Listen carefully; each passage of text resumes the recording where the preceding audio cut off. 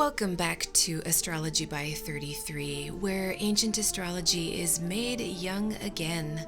It's an honor to have you here today. The mission here is to revive lost teachings in order to help you grow and to realize the great potential sleeping within you. This is about discovering the truth in astrology and weeding out the rest. Today is all about the sign of Leo. As we all know, Leo is one of the main constellations in the zodiac. Something that's really important for people to understand is that if you're a Leo, you don't want to think that you're only a certain way. If you follow Western astrology, being a Leo means that your sun is actually in the sign of Leo. In Vedic astrology, you'll find that Leo takes on a completely different meaning when the moon enters the sign. And it's really important to understand that when all the different planets enter Leo, you're going to get different results. Remember, all the planets are inside of you, not just the sun. We don't want to put all of our attention exclusively on the sun or your moon, although they're very good indications as to how you'll experience the world and how others will see you from the outside. This video talks about the energetic nature and magnetism that the sign of Leo actually signifies. It's really important to understand the energy of a sign before you know how the planets will express themselves in that sign. You have other planets working in your body, making you uniquely you. So let's talk about Leo. What is it? What does it represent? What is the magnetism of Leo? You want to think of each sign as a magnet. There are 12 signs, and each magnet will only draw very specific things. For example, a regular magnet, as you know it, will not attract a tennis ball. So the sign of Leo will only attract and manifest certain things in your life. This can show up as different qualities, objects, or events. Even in people, you can see unique differences depending on the sign. Leo is the natural ruler of the 5th house in astrology. The part of the body that Leo represents is your belly, the part above your belly button. Not below it, it's above it. That's really important to keep in mind. Remember, you're a walking zodiac. All the constellations are in your body. So the constellation of Leo sitting in you is literally in your belly. It's in your stomach. It's the digestive fire. The symbol that goes along with Leo is the lion. In the ancient Vedic texts, it actually says that the region associated with Leo are deep mountain caves and dense forests. Leo is strongest during the daytime, so if you want to see really strong effects from this sign, don't look for them to take place at night. You want to go when the sun is up, so look for daytime. The direction in space associated with Leo is east. The ruling planet of Leo is the sun. And in this way, it shows us more of the nature of God. Leo is actually the only sign in the zodiac that the sun rules, so there's obvious significance in this sign. The sun and Leo, they're an evolving force that facilitates growth and maturity and change. And for this reason, it can also be destructive. It wants you to grow. It wants you to push to the next level. And this force of the sun and of Leo will constantly be pushing, evolving you and helping you to grow and to move forward in your life. And if you don't go along with where your soul is trying to evolve to, it can be destructive and burn you. So in the zodiac, the sun actually represents God and the moon is the human. We can also think of the sun like our higher self. It's the best version of ourselves, and the moon is the lower version of ourselves in the astral plane. The nature of Leo is dry and waterless. At its very core nature, the sign of Leo is actually malefic. It's cruel and it's fierce.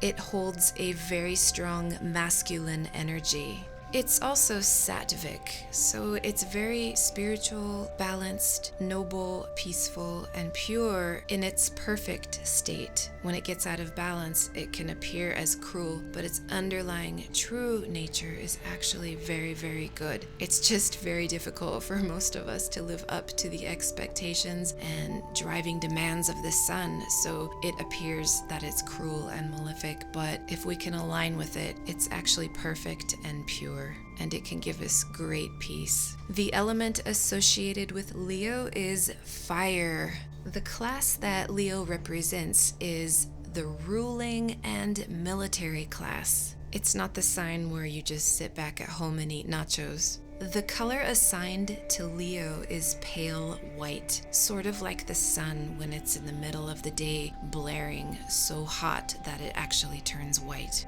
Leo rules over intelligence, and this kind of intelligence includes knowledge and deep insight. It's associated with high learning and wisdom. This isn't the kind of intelligence like Mercury where it's just give me the answer. This kind of intelligence runs very deep. It's the kind of intellect a king would have, not like a professor, but a king. If you look to any king in a kingdom, you'll see that they have a lot of knowledge and they're very well educated. This is the kind of intelligence you want to think about when you look at the sign of Leo. So this deeper kind of knowledge that Leo rules over can also include knowledge of the future, specifically things like intuition. It's a different kind of intelligence. It's the kind that can tap the Akashic records. So it includes discernment and reasoning and ability to understand things objectively. Having the power of discrimination and discretion, that's all Leo, qualities that a king should possess. Now, it's not talked about a lot that Leo is a very spiritual sign, if not the most spiritual. The sign itself goes along with the concept of a shining one, like a god. Leo can represent a king or head of a government. For example, the president of your country would be found in Leo. Not only kings in the physical dimension on Earth, but the great spiritual king that runs the entire zodiac, the king that all the planets obey, the king that sits in the middle of the 12 zodiac signs, that is found in Leo. The highest king, the highest vibrational king, he is located in Leo, and that's why the sun goes along with this sign. The sun actually represents the king on a spiritual level.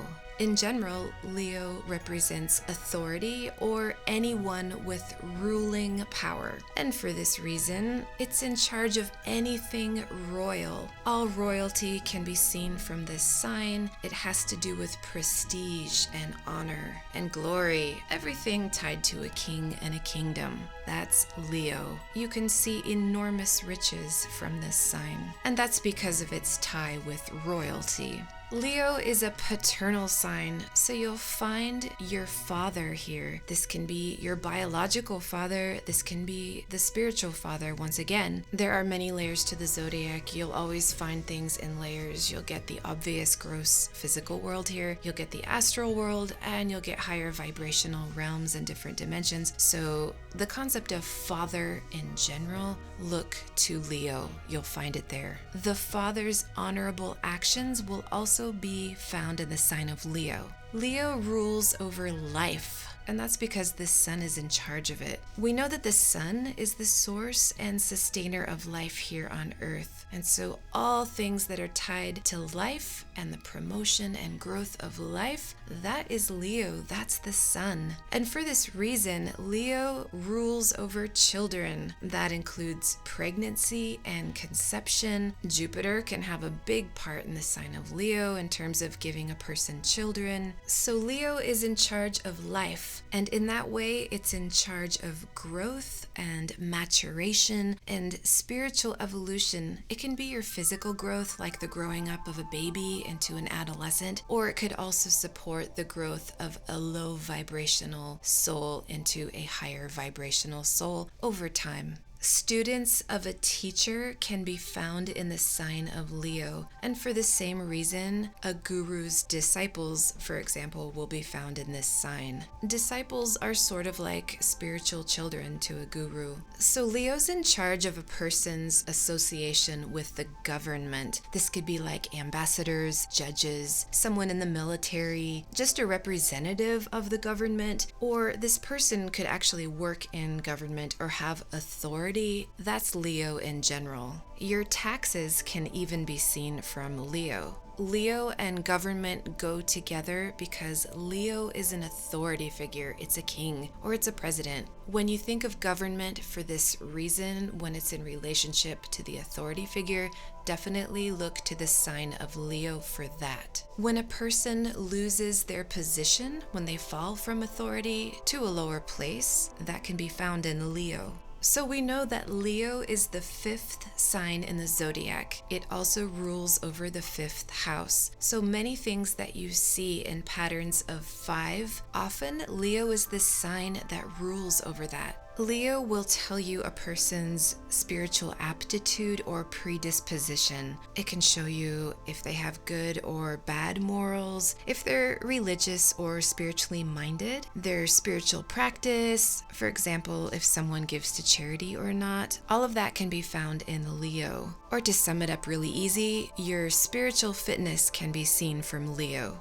So basically, that shows your past karma. So if you kind of want to know how you were in your past lives, actually look to the sign of Leo and it will tell you a lot. It'll show you your spiritual fitness. And for this same reason, mantras are assigned to the sign of Leo. It's a profound spiritual practice. And the things that someone does in terms of their spiritual walk, all of that is found in the sign of Leo. It represents your soul. The sun in your chart is actually your soul. Your ability to align with your soul's purpose can be found in Leo. Leo is all about originating from your soul. Ultimately, everything that we do here on Earth is motivated from our soul on one level or another. The secret is, how in tune are we with it? Are we really getting those messages? Or are we so distracted by all the other zodiac signs that we're not really listening? Leo can help us along with that. It's not always the easiest sign to look at, but it gives us a lot of information in terms of probably what will make us happier if we actually do what it says and learn the lessons that are there. The lessons in Leo are extremely high vibrational, kind of hard to do, but well worth it in the long run. Maybe not short term, but long term. We're always evolving towards this soul, so we might as well do it now versus later. The more alignment we have with our soul, the easier life gets. So a person's spiritual practice is found in the sign of Leo. This could include like spells, magical arts, prayer, going to church, going to temple, again, mantras, meditation, whatever it is that you do or don't do, spiritually speaking, that is all found in Leo. Even amulets are found here. Now, if a person is warm-hearted or cold-hearted, that is a Leo thing. We all know who the cold-hearted people are and who the warm-hearted people are. It just depends on which planets are sitting in the sign, or aspecting the sign, or ruling the sign. But you'll generally see what kind of heart a person has just by looking here. Learning, especially profound learning, that is found in the sign of Leo, surprisingly. Remember, we're talking about the kind of learning that leads to the kind of intelligence that a king possesses. This is deep knowledge, deep intuition. It's learning of that caliber. For example, instructive stories or parables, the kind of stories that Jesus told, the way that he spoke, the things that he said, the parables, the stories that he told, all of that is assigned to Leo. In my experience and with my calculations, I have found the sidereal zodiac to be true. I no longer use the tropical zodiac because I found that the ancient principles actually work and specifically apply to the old original teachings. If you want to look deeper into the sign, determine which house it's in as well.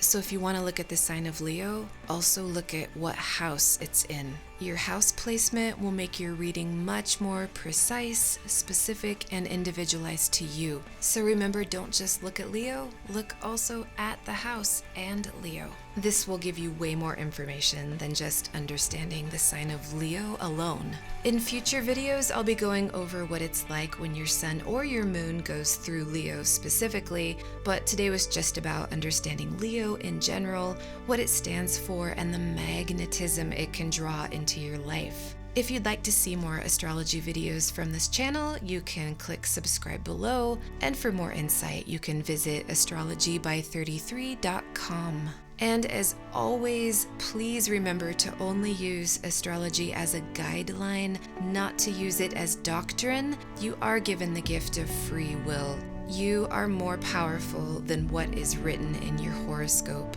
With knowledge comes power to understand your path. The kingdom is within you, and that includes all of the zodiac signs. With God, all things are possible.